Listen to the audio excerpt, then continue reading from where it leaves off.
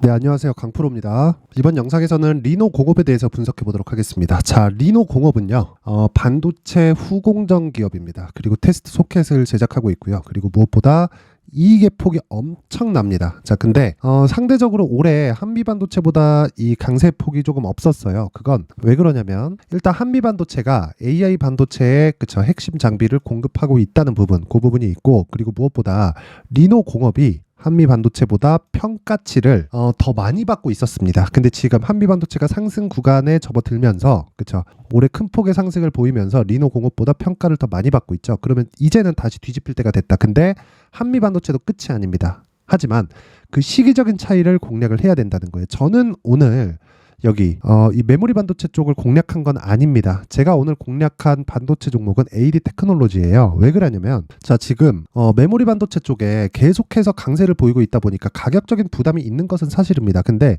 한미 반도체보다는 리노 공업이 더 쌉니다. 근데 싸면 싼 이유가 있다고 했지만 리노 공업은 그 이유가 기업의 뭐 이익이 줄어서 그런 부분이 아니에요. 평가 자체를 애초에 더 많이 받고 있었고 금리를 인상하는 과정에서 그동안 받아왔었던 평가치에서 낮게 평가받았었던 그런 과정을 오래 거친 거고요. 한미반도체는 그쵸 물을 만났죠. 물을 그쵸 HBM이라는 이 특수한 호재거리를 딱 만나면서 TC 본딩 장비가 굉장히 희소한 가치를 띠게 된 겁니다. 그래서 올해 이런 평가를 받게 된 건데 제가 더 강조를 드리는 내용은요. AI 반도체는 그렇죠. 메모리 반도체의 한 분야에 지나지 않는다는 겁니다. 그리고 무엇보다 기존에 있었던 수요가 이제 돌아옵니다. 돌아와요. 그러면 어떻게 될까요? 그렇죠. 한미 반도체는 지금 실적이 좋을 수가 없어요. 그래서 오늘 한미 반도체를 포함해서 뭐 리노공업 같은 이런 종목들이 3%대 빠졌는데 이건 엔비디아 실적이 예상치를 상회해서 나오기는 했지만 엔비디아를 포함해서 그쵸 한미 반도체나 이런 종목들이 다 강했단 말이에요. 그렇기 때문에 여기서 발생하는 자, 잘 들으세요. 여기서 발생하는 가격적인 부담을 해소하는 조정 구간을 보이고 있는 겁니다. 자, 그러면 지금 이런 가격 조정이 언제까지 이어질까요? 딱 이렇게 보면 됩니다. 한국 시장 기준에서 하이닉스의 조정이 끝날 때까지 이어진다.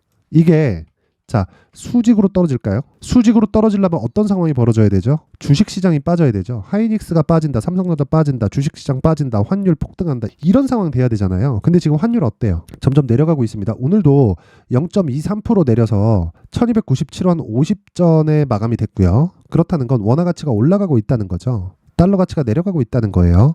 자, 그렇다는 건 미국 내에서도 경계할 필요가 없는 거예요. 경계할 필요가. 왜?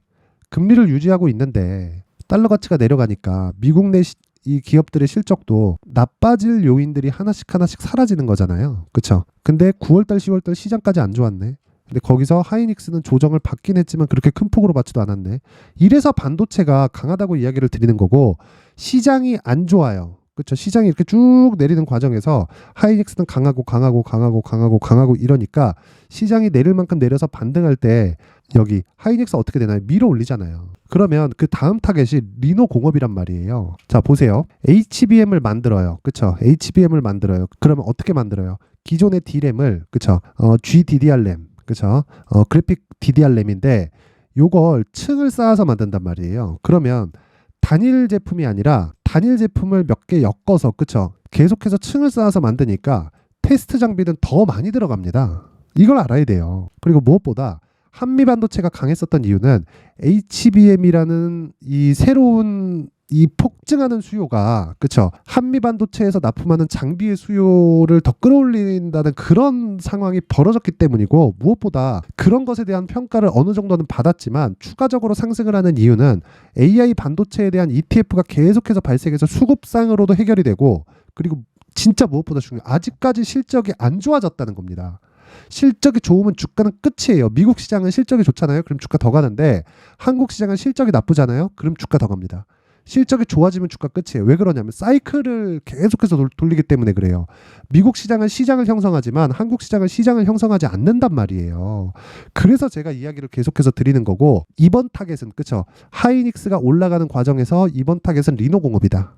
그리고 여기서 가격을 잡아야 된다. 하지만 저는 오늘 AD 테크놀로지를 매수를 했고 그 내용을 자 여기서 확인해 볼 수 있습니다. 물론 제가 오늘 잡은 가격이 뭐 확실하게 저가에 잡거나 그런 건 아닙니다. 그쵸? 저는 26,000원대에 매수를 했고요. 그쵸? 그리고 요건 메모리 반도체가 아니라 비메모리 쪽입니다. 비메모리 쪽. 비메모리 쪽을 제가 왜 공략을 했느냐? 자, 하이닉스를 앞세워서 그쵸? 한미반도체나 이런 메모리 업체들이 굉장히 큰 폭으로 강세를 보였어요. 한미반도체 얼마나 많이 올랐어요. 자, 그렇다 보니까 상대적으로 가격 부담을 가지게 된 건데 그 가격 부담을 갖는 과정에서 반도체 말고는 시장에서 매매할 게 없습니다. 그걸 어떻게 판단하나요? 이렇게 말씀하실 수 있는데 그걸 판단하는 기준은요. 가격으로 판단하는 거예요.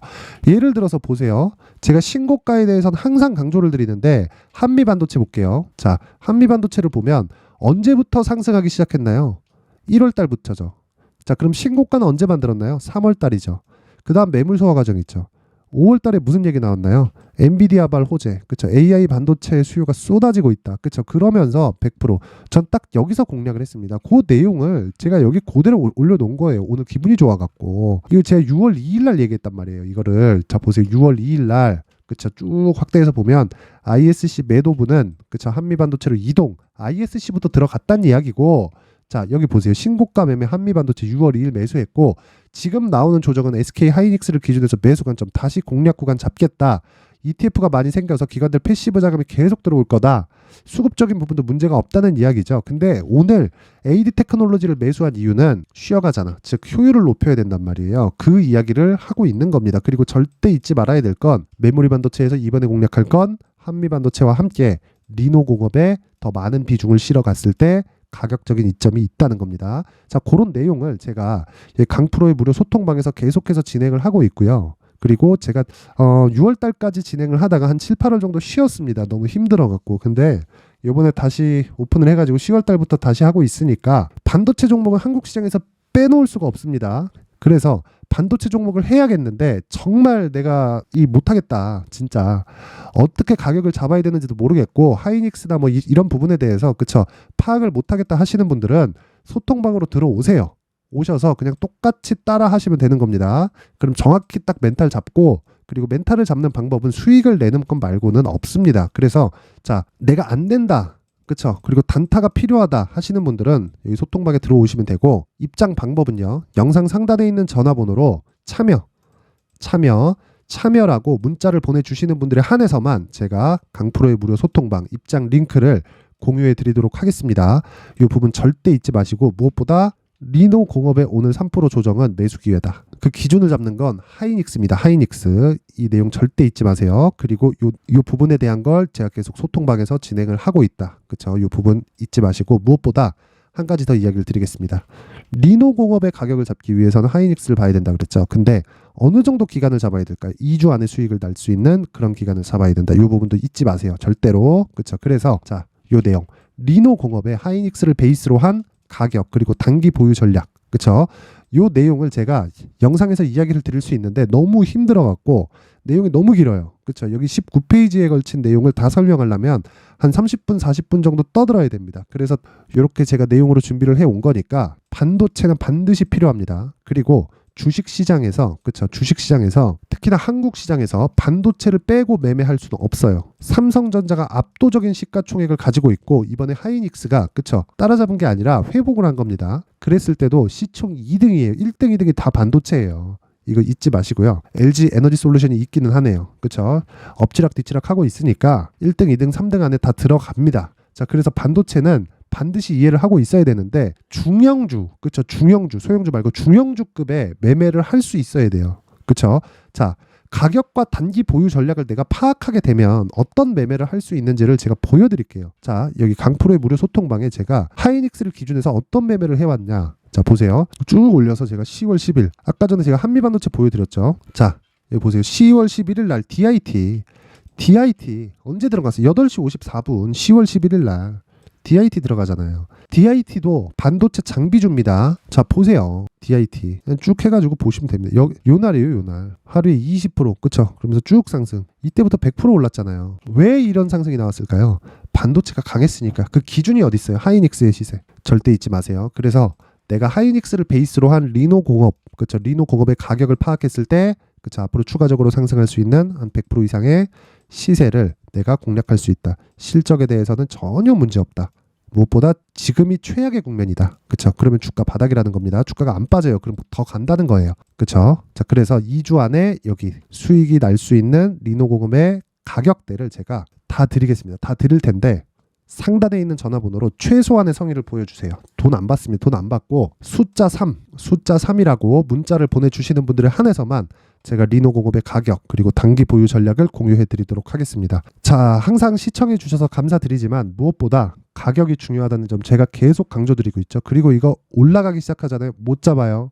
지금부터 준비해 놔야 됩니다. 지금부터 준비를 해놔야 나중에 반도체 올라가면 시장 올라가고 시장 올라가면 조정 또 들어옵니다. 그때 구간에 내가 물리면 조정 구간 또 보내고 가잖아요. 한 3개월, 4개월, 길면 한 6개월 이상 물려 있다가 반등하면 쫄아서 또 팔아요. 이런 상황 만들지 마세요. 지금 매수할 때다. 반드시 기억하시고 자, 모든 분들이 성공 투자하셨으면 좋겠습니다. 자, 이제 23년도 다 끝나가지만 매매를 하시면서 스트레스를 받으시는 분들이 있을 수 있습니다. 시장이 항상 그렇긴 하지만 그래도 제 구독자분들과 시청해주시는 분들을 위해서 앞으로 차기 주도주가 될 수 있는 대시세 종목을 준비를 해왔습니다. 단타나 짧은 수익만을 쫓다 보면요, 잦은 손절로 계좌가 망가지는 건 순식간이고요. 그만큼 수익하고는 거리가 멀어지겠죠. 장기간 유지하기가 어렵기 때문입니다. 결과적으로 주식시장에서 돈을 벌기 위해서는요, 어떤 계기를 만들어야 되는데 그 계기는 한 종목에 비중을 실어서요, 수익을 보는 것 말고는 없습니다. 쓸데없이 잦은 매매를 하지 말라는 이야기고요. 그리고 한 종목에 비중을 실을 수 있어야 된다는 겁니다. 그런데 이 비중을 실는 과정에서 성장 산업군에 대한 이해가 필요하다는 겁니다. 이 부분을 반드시 기억을 하셔야 돼요. 자, 이런 성장 산업에 대한 구조와 제가 앞서 말씀드렸던 신고가 그리고 선반영 구조에 대해서 이해를 했을 때 이런 매매를 할 수 있게 됩니다.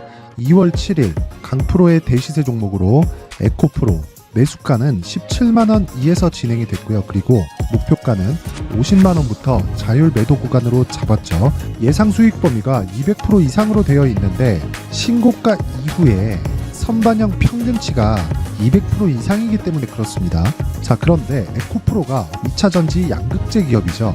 2차전지 양극재는 친환경이라는 범주 안에 속해 있다고 보시면 됩니다. 근데 제가 항상 이야기를 드리죠. 시세는 항상 연결된다고요. 앞으로 나올 대시세 종목도 이런 친환경이라는 성장 산업군에 포함되어 있어야 됩니다. 자, 이런 성장 산업군에 포함되어 있는 걸 확인한다면 이 내용처럼 세 가지의 공통점을 가지고 있습니다. 1년에 많은 종목이 발생하지 않고요. 그리고 세력들의 장기간 매집 구간이 확인돼야 되고, 그리고 상승하기 시작하면 평균적으로 3개월 정도의 상승 구간을 보이기는 하지만 제가 2개월이라고 작성을 해온 건 한 가지 내용 때문입니다. 한 달은 확인하는 과정이 필요하기 때문입니다. 이게 무슨 얘기냐면 성장 산업에 대한 부분 그리고 이런 공통점, 여기다가 기술적인 내용을 다 포함을 시키더라도 절대적으로 가격이 우선적으로 반영이 되는 것이기 때문입니다. 에코프로도 마찬가지예요. 장기간 하락하면서 최악의 국면을 거쳐왔고요. 이 구간에서 먼저 하락을 했다는 건 앞서 말씀드렸던 내용처럼 고가에 대한 부분이 아니라 저가, 즉 나쁜 부분을 반영한 이후에 신고가를 발생을 시켰다는 건 앞으로 좋을 부분을 반영이 되고 있다는 거죠. 그런데 본격적인 시세는 신고가 이후라고 말씀을 드렸고 지금은 매물 소화 과정을 보내고 있습니다. 앞서 말씀드린 대로 가격 먼저 분석을 끝냈죠. 그리고 나서는 정부 정책의 방향과 맞는지를 체크를 해야 되는 겁니다.